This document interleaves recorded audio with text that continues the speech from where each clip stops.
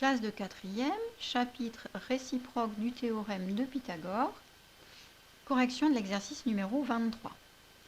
Donc, dans cet exercice, les longueurs des côtés des triangles sont données en utilisant des racines carrées. On va utiliser exactement le même raisonnement, que les longueurs soient données avec des nombres décimaux, des fractions, des nombres irrationnels, c'est-à-dire des racines carrées. Tout est possible. C'est toujours le même raisonnement. Donc on va chercher le plus grand côté. Alors j'ai racine de 15, racine de 8, racine de 7. Le plus grand côté, ça va être racine de 15, ça paraît clair pour tout le monde. Donc c'est AB, c'est pas bien compliqué. Je calcule séparément, donc AB au carré égale racine carrée de 15. Je fais attention à l'écriture au carré. Alors on se souvient, d'après la leçon, racine carrée de A au carré, c'est A, si A est positif. C'était la définition du nombre racine carrée de A, c'est la longueur du côté du carré d'R A. Donc racine carrée de 15 au carré, ça fait 15. Et ensuite, AC au carré plus BC au carré, AC au carré plus BC au carré, ça nous fait donc racine de 8 au carré, plus racine de 7 au carré, ça nous fait racine carrée de 8 au carré, c'est 8, racine carrée de 7 au carré, c'est 7, ça nous fait 15. Est-ce que les deux résultats sont les mêmes? La réponse est oui.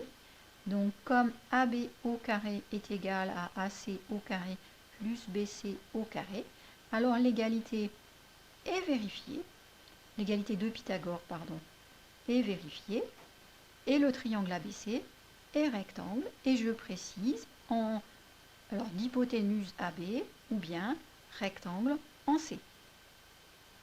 Je suis en 4e, je suis le plus précis possible quand je donne mes conclusions.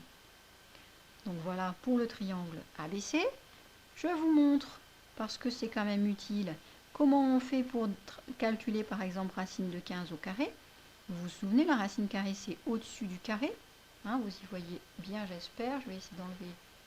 Voilà, ici, ça sera peut-être mieux. Donc, racine carrée, c'est ici, seconde racine de 15. Et je dois le mettre au carré. Alors, si je mets le carré comme ça, on voit bien que c'est racine de 15. C'est le 15 qui est au carré. Moi, je veux que ce soit la racine. Donc, en fait, je vais sortir de la racine carrée. Voilà, pour pouvoir mettre au carré.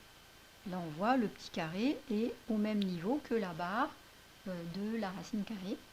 Je fais exécute, et vous voyez bien, ça me met bien 15, je ne m'étais pas trompé tout à l'heure. Deuxième triangle, le triangle au lit. Alors, quel est le plus grand côté? Alors là, c'est plus compliqué.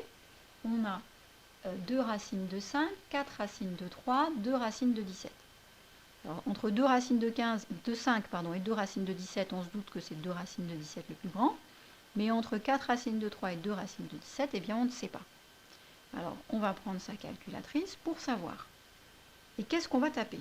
Si je tape 4 racines 3, je ne suis pas sûre que la calculatrice va comprendre quelque chose. Eh bien si, elle a réussi. Ça n'est pas forcément le cas de toutes les calculatrices. J'ai une calculatrice dernier cri.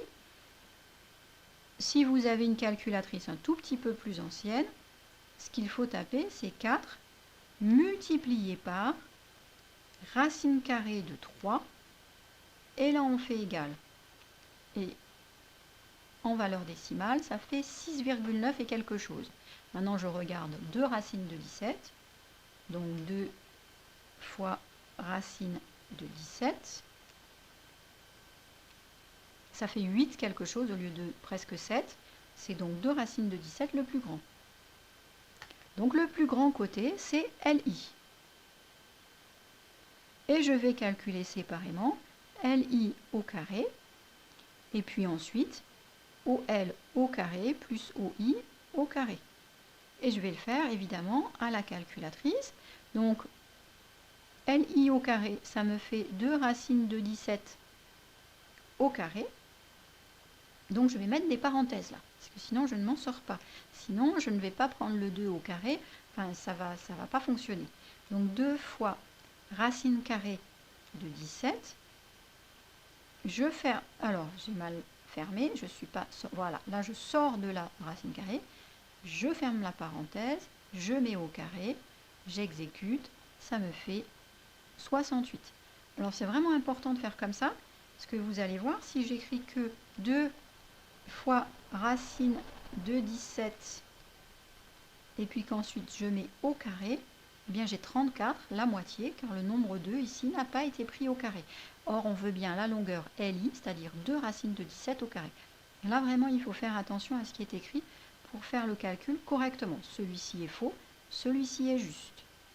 Les parenthèses sont vraiment nécessaires. Pour OL au carré, ça va être 2 racines de 5 au carré, plus pour OI au carré, 4 racines de 3 au carré. Alors, 2 racines de 5, 2 fois racine de 5, je sors de la, je sors de la racine, je mets la parenthèse, je mets au carré, plus, je mets les parenthèses, 4 fois racine de 3, je sors de la parenthèse, de la racine, pardon, je mets la parenthèse, je mets tout le bazar de la parenthèse au carré, et j'obtiens à nouveau 68. Comme LI au carré est égal à OL au carré plus OI au carré, alors l'égalité de Pythagore est vérifiée, le triangle OLI est rectangle en O. J'espère que cette fois c'est bien compris, et également l'utilisation de la calculatrice et des racines carrées. C'est un petit rappel sur les racines carrées, ça fait pas de mal.